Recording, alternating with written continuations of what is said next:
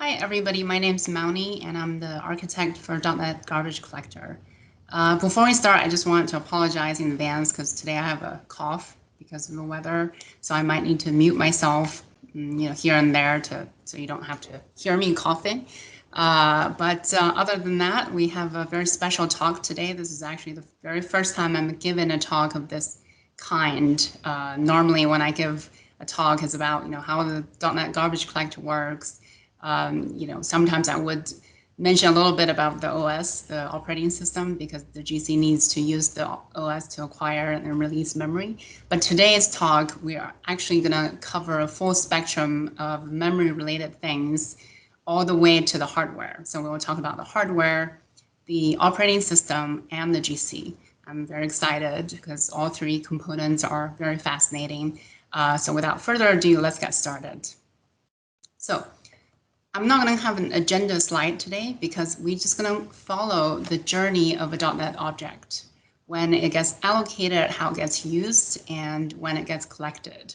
So to do that, I create a very, very simple test. So all I'm doing here is at the very first line of the main method, I'm creating an instance of a type called Mauni type. Right? Mauni type has two integer fields, which I'm not showing here, but I'm initializing it with these 128 and 256 because good numbers. And we want to see where our first object is in memory, right? So to do that, I'm going to be using SOS extension. This is a debugger extension that you use in WinDBG or CDB if you like. Don't worry if you've never used it or never heard of it, because I'm going to explain all the relevant parts in the output of this extension tool in the debugger. So I figure that if we want to see where the object O is in memory, we just put a read line right after. So while the program's waiting for the keyboard input, we can inspect the memory at that time. Right. So while we're doing that, we're breaking into debugger and load SOS extension and this command in the SOS extension. So what this command says is that show me the statistics of objects on the GC heap with various information. So our first column is as MT, that stands for method table. This is where we store the type info for this type, right? So Mauni type is a type, and we have some memory somewhere that we store some type info about it. And this method table, this address here is pointing to that type info. And then the second column is count. So how many instances of this object or this type do we have? And we have one because we only created one instance. And then there's total size, as name suggests, and the class name or type name. So that's all, looks very obvious. And we can also make another observation, which is even though I'm only creating the one instance in Mauni type and I'm calling console write line, we do have quite some number of objects at this point, right? We have 168 at this point. We'll get back to this. So in order to find where our object is in memory, I'm going to use this other SOS command called dump heap with type, and it'll show me where the address in memory this object is, right? So we have the same method table pointer, and then it dumps me the address, and the size is 24 bytes. Okay, so this should also be fairly self-explanatory. So now if we want to get an idea, like, okay, we have the address of this object, but where does it live, right? If we want to see, like, where does the GC heap lives in memory, we use this other SOS command, which gives us this kind of input. So it mentions the word segment a couple of times, right? So it says ephemeral segment allocation context, so we can, not worry about allocation context, but we can see that it seems to be telling us there's some sort of segment in memory that GC uses. So we can see that the beginning of this segment is at this address, is that something D1000, and allocated, what allocated means is the end of the last object on the segment, right? Committed, we'll talk about later. So we have about 100, and 10 kilobytes worth of objects allocated so far. And our object is, in the middle of this segment. So the segment starts at this address, right? That's our begin address. And then we can see that it shows some generations, because as you might have heard that our garbage collector is a generational garbage collector. And we'll not worry about that right now. We'll get back to that later. So if we subtract the gen 0 start from our object address, we get about 13 kilobytes worth of memory, right? So, and then if we subtract our object address from the allocated, we get about 43 kilobytes. So looks like, we have an object that's kind of, in the middle, toward the end lower address of the segment. So we have an idea. Okay, we have one segment, or we actually have multiple, but I use omitted here because we're not worrying about those other segments for now. So the next question is, how are segments created, right? First of all, what is a segment, right? If we want to find out how they're created, we want to understand what a segment is. Well, a segment really is just a unit of memory that the GC manages in, right? GC has to acquire memory from the operating system, as we mentioned, and it manages that memory in the unit of what it calls segments, right? But then what do we mean when we say acquire, right? How do we acquire? And another question, if you think a bit lower level, is how does the OS acquire memory to give it to the GC to use, right?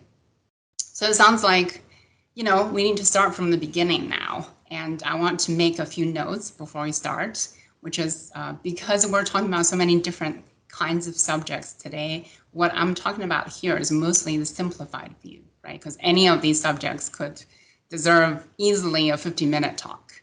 But I will explain the relevant parts, right? For example, I'm not going to explain how DRAM actually works, because that doesn't really help us with our daily work. But I will explain when you need to go fetch things from DRAM and how expensive that is, so you'll understand the cost model of memory accesses, right? So for me, when I try to understand something, I always like to see how pieces fit together, because I may not need to understand every single piece at the beginning, but knowing that they're there, that means later when I need to investigate something, I know that there's this part that I need to investigate, and I can know more detail about it at that point. So that's really helpful to me. And then in the memory space, there's a lot of terms, and people sometimes use the terms to mean different things, and they can be very confusing. So I'm hoping I can demystify some terms here. So later, when you hear somebody mention something, you know that's what they mean, right? And because we're going to stay fairly high level, so without so much details, I'm going to have links throughout the slide deck, so you can go get more details later if you like. And of course, you can safely assume that there's treasure everywhere. By treasure, I mean optimization. I listed 4 different kinds of optimizations. These are, basically very prevalent in both software and or hardware. So, you like to do things in parallel, so you don't have to wait on some threads while other threads are doing work, so you can finish the total amount of work in shorter amounts of time, right? That's very common in both software and hardware. And all the modern processors are heavily speculated in its execution pipeline, meaning that it can change the order of instructions, or rather micro instructions in the pipeline for you to save time. And it knows how to roll back the execution when the speculation was wrong, right? So that's very, very common. All the modern processors do this.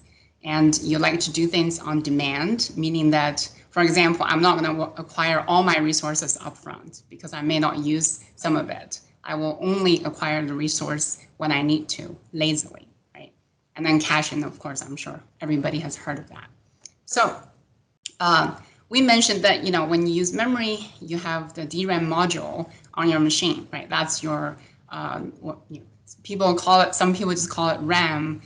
If we want to be pedantic, there's other kinds of RAM, but the the modules that you have on your machine, that's the dynamic random access memory, right? That is your DRAM module. These days, we mostly have DDR4, although some machines, if you're lucky, you get a very new machine with DDR5, then good for you.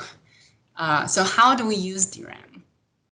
Right. So first of all, DRAM is referred to as physical memory or main memory, depending on the context you're talking about this in, right? As we see that we'll refer to it as one of these terms later in this talk.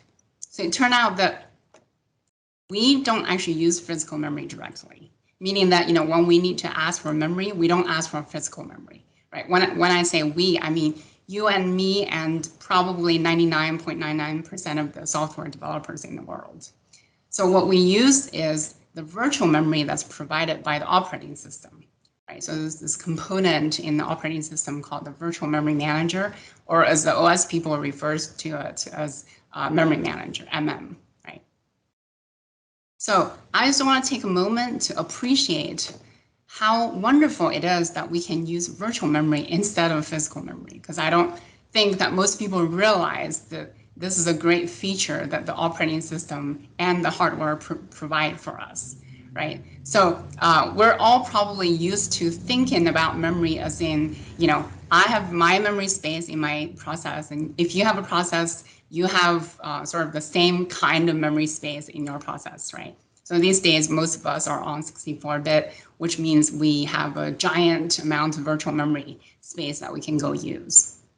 So, and that's good for both isolation and sharing, right? Sharing means, well, I could have two processes that share the same virtual memory, and underneath that the physical memory in this context, that's what we refer to DRAM as managed by the OS. So that saves, that increases the performance, right? And if you think about how we write code, it's very common that you would want to ask for more than what you would actually use. For example, if I have an array, right, I want to index into that array. I don't want to change this indexing every time I need to refer to the element in the array. Like if I have to go allocate physical memory every time, that means they could be anywhere, and my indices would change. But if I just have an array, I could only use, maybe parts of this array, but I can keep the addresses that I use the same. So that's very convenient. Another example that makes this really wonderful and really useful to have is think about like client machine, right? Especially thinking about how, perhaps non-computer engineers use their machine. A lot of people, they would use, various apps on the machine, right? They have maybe Word or some email app, web browser, and you observe that lots of people, they don't ever exit from apps. I've seen people's desktop with, hundreds of windows open that they don't exit, they don't know that they need to exit, right? So imagine if they all used physical memory at the same time, you probably don't have nearly enough, right? Because we have this virtual memory, that means the OS will help us put the part that's not currently in use somewhere that we don't have to worry about where, because the OS just takes care of it. And we don't have to, we can just keep all apps sort of running, except, only have some of them active at the same time. So that's, again, very useful. In the old days, actually, people did exactly the work to write the memory to, content in memory to disk before they could load another app, because they don't have enough physical memory to accommodate all the app usage at the same time. So that's another very convenient thing to have, right? And of course, you could have a contiguous virtual memory range, and it doesn't have to be contiguous in physical. And that's, again, another convenience that we get with virtual memory. So how does the OS implement virtual memory? Well, the OS has a feature from the hardware, which is called paging. So this is what allows the OS to implement this feature called the virtual memory, right? So this is provided by this piece of hardware called the Memory Management Unit, MMU. And memory is divided in pages, right? Usually this is 4K, not always, but for all practical purpose, for today's discussion, we can think of it as always 4K. And then The MMU, it has a page table or various page tables. Like there's different levels of page tables. The detail doesn't matter.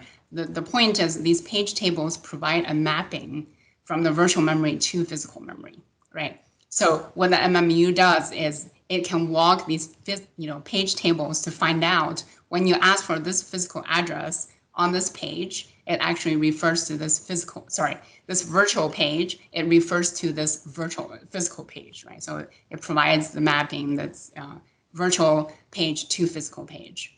And when the virtual page that you ask for, it doesn't have a valid corresponding physical page just yet, this is where we say a page fault occurs, right? At this point, the control is transferred to the OS in order for the OS to provide a physical page for you.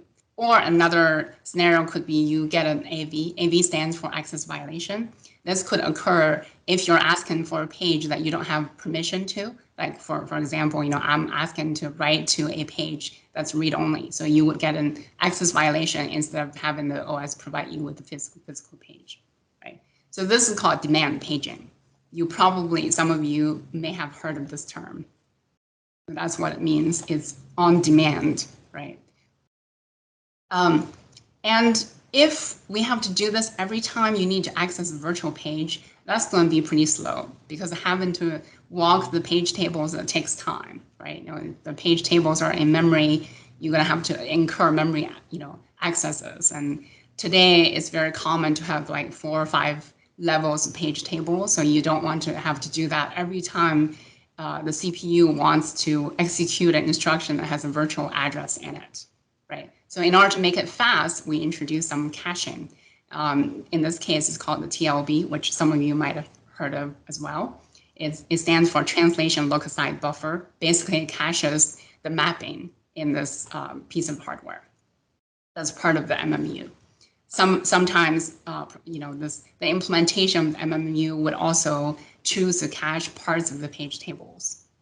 If you want to know more about this paging feature, there's many videos on YouTube. I posted a link here, and you can also go to just the Intel's software developer manual. It's at this chapter. Usually, people tell me that the Intel manuals are very dry to read, but in this case, I find the description in this chapter about paging is actually quite easy to read. So by all means, take a look if you're interested in more detail. So we established that the CPU deals with virtual addresses, but when it needs to talk to the hardware, they know about physical addresses, right? So it needs to go through the MMU, either through the fast pass, which is the TLB. If it does not find such mapping in the TLB, it would need to go and read the page tables in order to obtain this mapping. And then the OS is the one that's maintaining these page tables to create the mapping for you. And I put DRAM after the physical address arrow, but I could put a question mark there. Because at this point, we could say like, well, you always access the DRAM. But as we can see that there's some optimizations going on there that we're going to talk about in very soon. So now there's a question, which is, then how are the physical pages organized, right? So when the machine's booted, you have your DRAM module on the machine. The OS will put all the physical pages from those modules on the list. It's called a free list, but that's just a detail, right? So then in your process, when you say, I need to write some data data on a page so I can store it, right? So at this point, a physical page needs to be allocated. And this becomes part of that process's working set, right? So this is another term that's very commonly referred to when people talk about memory analysis or memory issues. So when a physical page is removed from the working set, well, first of all, why would it be removed? It could either be you're done with using the physical page, right? If you tell the OS that I no longer need these pages, the OS will remove them from your working set.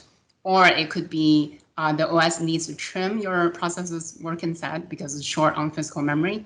So there are cases where it would be removed.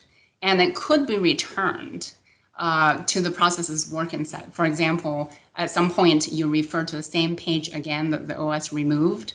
And that page could be returned via what we call a soft page fault. Soft means it's still on the physical page list, so it can be returned to your process right away. So that's a relatively fast operation. But sometimes if the OS, let's say it's very short on memory, it's trying to bring in more apps to be active, therefore it needs more physical pages. It trimmed your physical pages from your working set, but there's it doesn't have enough on the lists anymore. So it needs to write the content of those pages to what we call the page file. And the page file is a file on disk. So when you need to bring that page back into your working set, that would be a hard page fault, meaning that you now incur a disk access, which is very slow compared to DRAM access, right? So sometimes you would hear people say like, your machine starts paging, and that's what they meant. So the paging could be a little confusing depending on what you're talking about, right? Last slide, we just talked about paging as a hardware feature, but when we're talking mostly in user mode applications, that's what we deal with anyway. So when people say you start paging, that means, oh, you're short on physical memory, right? Now you need to write some pages content to disk. So that's a slow operation. So this means that we really want to avoid having that you have more physical memory than you want to use more physical memory than what you need, right? Because that means part of your content will live in the disk, on disk in the page file instead. So this metric, which is called the physical memory load, it becomes very important because physical memory load would give us the sign to say when that expensive operation writing to disk is about to happen or is likely to happen, right? So that's, of course, a metric that GC watches. I have a slide that has, the transition of pages in different lists in your working set. This is actually, I just stole it from the Windows internals book. I put a link there that you can access via MS Library. So I like this picture, but this is more detailed than we have time to cover today. So now we understand how the OS acquires physical pages, right? How does the GC acquire memory from the OS? Well, as we said, because of this demand paging, we could ask for a range of addresses to begin with, right? That we might use later, some of the addresses in this range. So we don't have to be like, oh, now we need to use 2 pages. Let's ask for 2 pages. But 2 seconds later, we need 200 pages. Now we need to go ask for those again.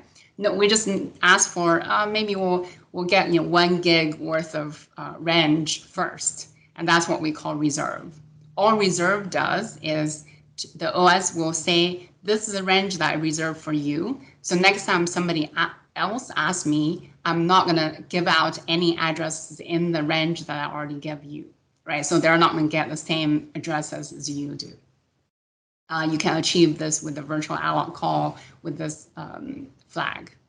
So at this point, you cannot store any data in that range yet. In order to do that, you have to do what we call the commit operation, right? The commit operation tells the OS that I now have the intention to actually use this part of the memory that I reserved. You could also do both in the same, in one shot, but I'm talking about the kind of, more like how GC manages memory. So this is the sequence that GC uses. There is one guarantee, right? So right now, you still haven't stored any data in the memory just yet.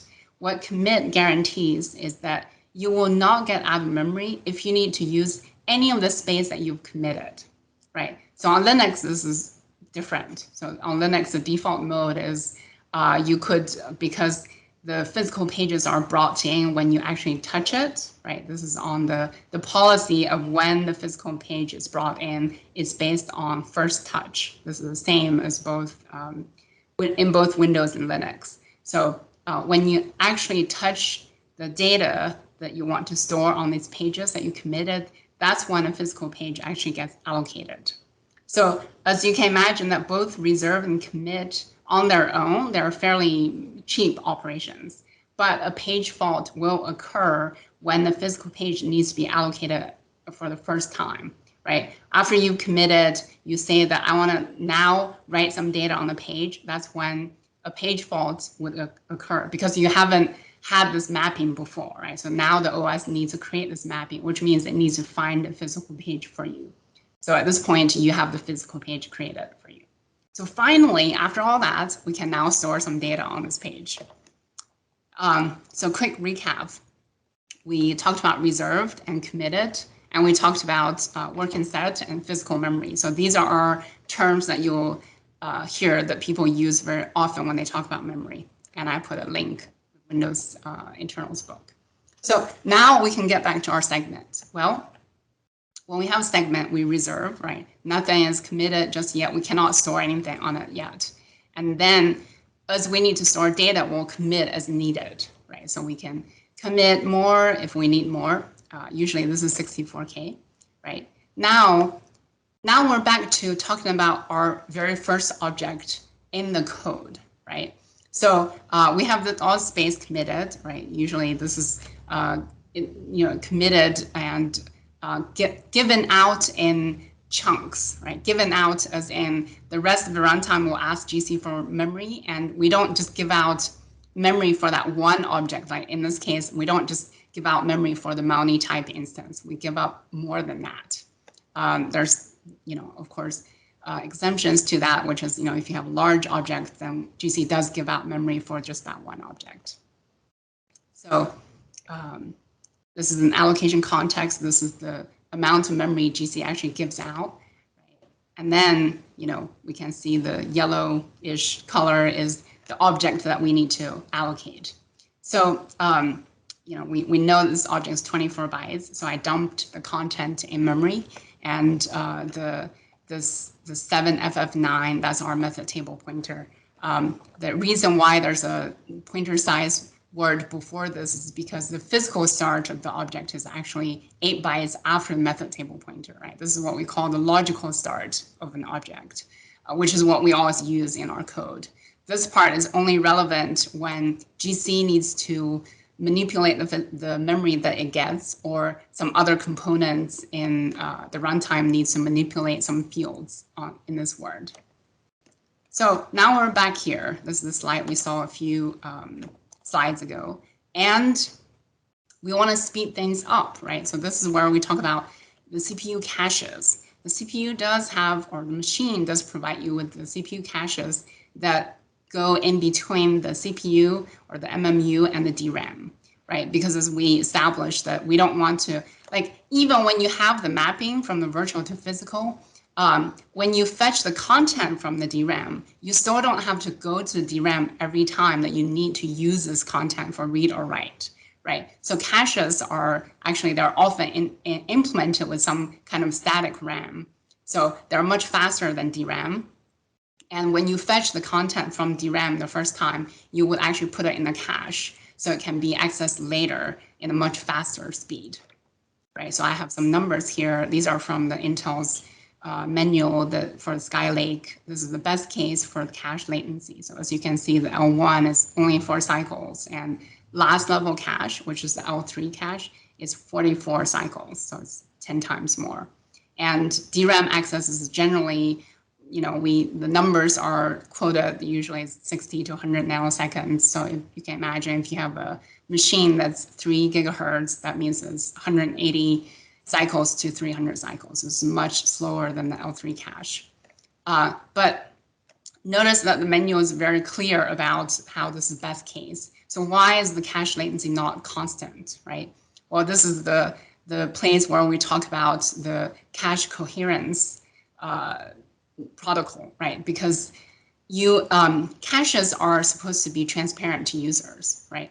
So when I'm manipulating something in one cache, one CPU's cache, and you might want to manipulate it in another CPU's cache for the same thing, then we need to make sure that it's coherent in some way. So this is the cache coherency protocol that any normal modern processors need to implement, at least for a CPU. Right? If you have another device, it may not implement that, and it has a cache, it may not have this implemented, but for CPUs, this is always there.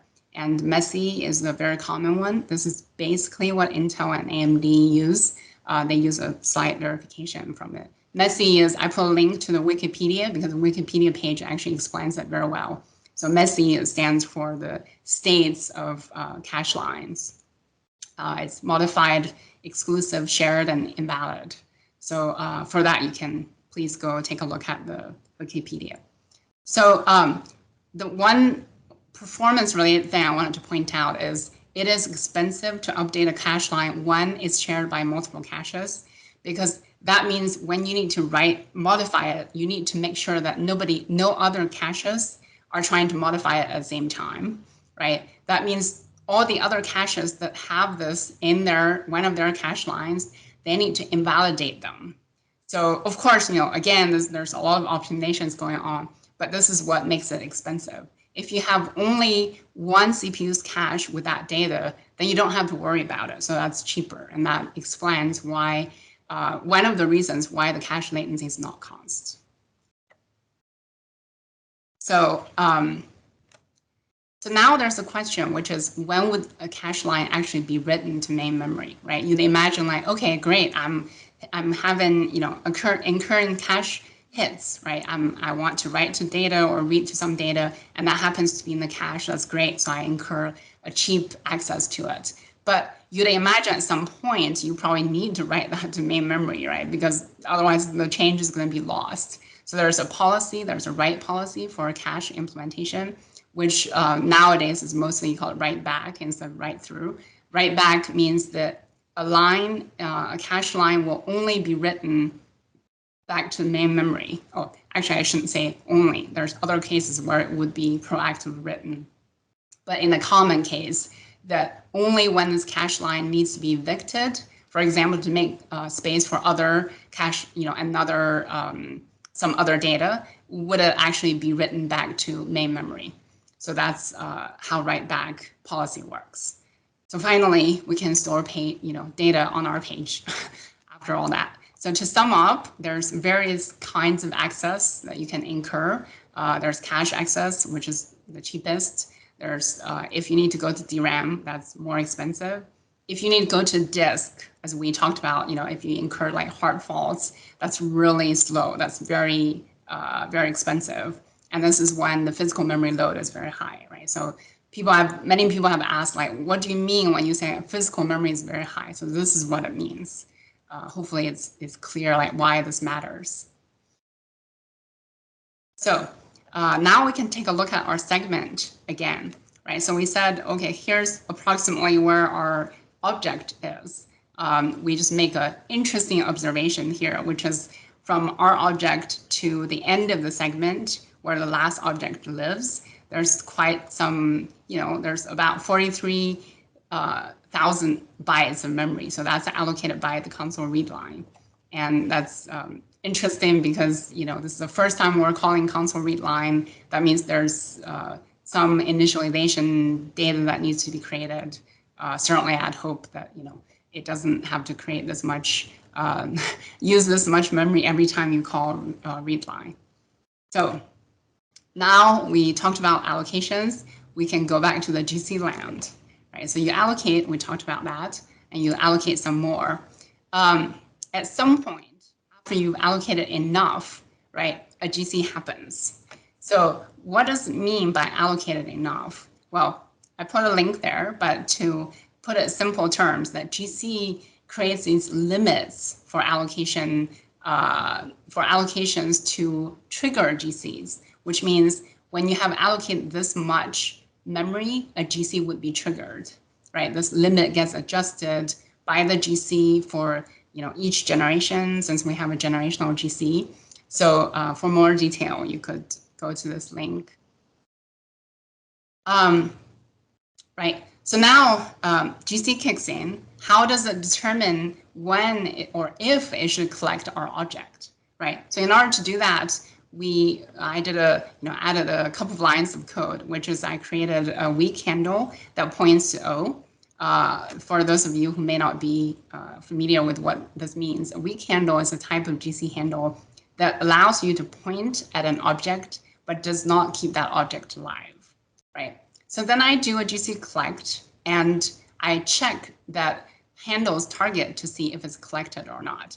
If it was collected, it should be null, right? And the output tells me that it's actually not collected. So this is a question that has been there forever. People ask this all the time, and I imagine that in the future as well. So the question is always, why is GC not collecting my object? It should. I'm not keeping it live anymore, right? So I hope that after this slide, you'll be asking a different question. So in order to understand the implications, first we establish we have a generational GC, right? And then GC collect with no parameters actually collects the whole heap, right? Most of the time when GC happens, it doesn't collect the whole heap because of the generational aspect. So most of the time we prefer to do a GC that's much cheaper than the ones that actually collect the whole heap, right? But if you do this API call, it means you're telling the GC that you should collect the whole heap. And at this point, GC is actually not the one that decides the object's lifetime. There's various components in the runtime that will just tell the GC what objects should still be live. So the GC only gets told by other components, right? So in this case, it's a JIT or the JITted code, right? The code generated by the JIT that tells the GC whether O should be live or not. This is what we refer to as one type of user roots. Again, this is explained in that link. Another, of course, user root would be handles, right? If you create a GC handle that's actually a strong handle, you would be telling the GC that you need to keep this object alive, right? So a more accurate way to ask this question is, why is the JIT not telling the GC that this object should be dead?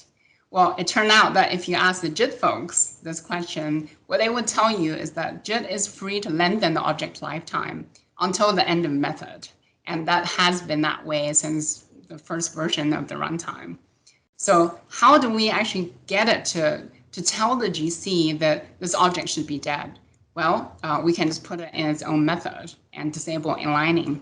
So in this case, it's then collected. All right, so now we can take a look at how the heap looks like, right? How the heap evolves when GCs happen, because I think that's important for understanding from the performance perspective.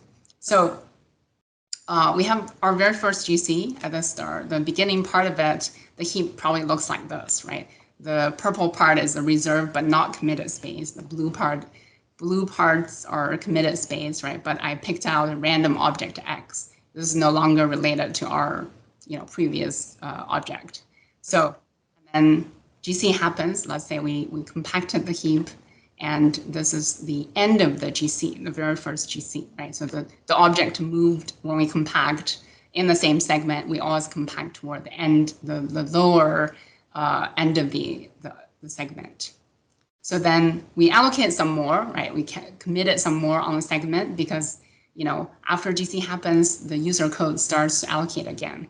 So then we come to the next GC and its start looks like this. And then GC happens, again, our object got compacted a little more toward the lower end of the segment. And this is the end of the second GC.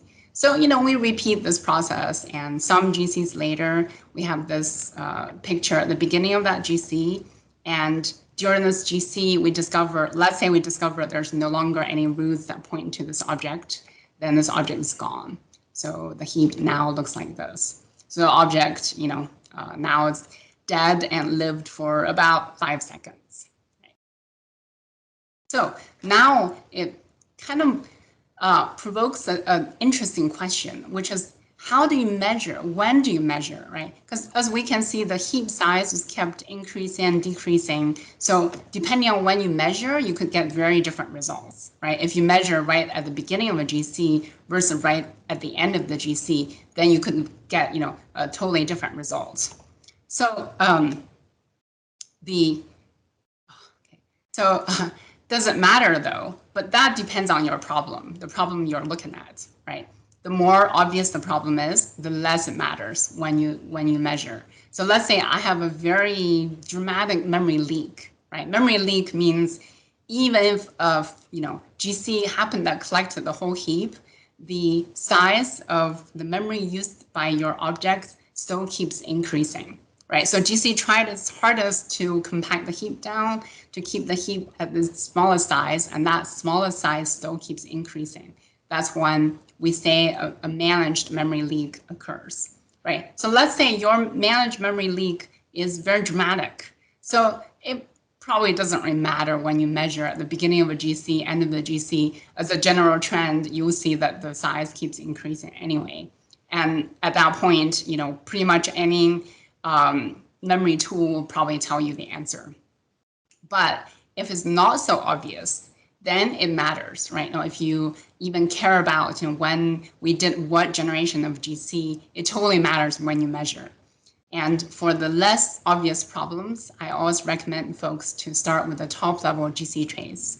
And the instruction is the link, where the link is. So it shows you the sizes at the start and at the end of each GC, right? So, it tells you exactly how it moves. The end of segment will move in between GCs. And it has a lot of other information about each GC. Another question that some people might ask is, do you actually need to change committed, right? So far, I've shown pictures where the committed kept, expanding and retracting. And as we know that we established that asking the OS for actually, calling any OS API can be kind of expensive, right? Because we need to go over to the OS side, and this is often a kernel mode call, so that's not cheap. So we want to amortize the cost of getting pages from the OS. So it turned out that we actually don't always change the committed, right? So we don't actually change committed and decommit for ephemeral segments, right? Which is a segment that we've been looking at. There's, of course, other segments on the GC heap that have a different policy, but for ephemeral segments, we don't decommit the space we know will reuse right away, right? Because when GC finishes and you let the user threads go, that user threads will start allocating right away and will occupy that space. So we actually don't need to change the committed. We just make a record of where the committed is and see if we need to commit more than that. If we do, then we commit more. If we don't, then great, maybe we'll decommit that part if that space doesn't get used for some time, right? So this is yet another optimization that we do.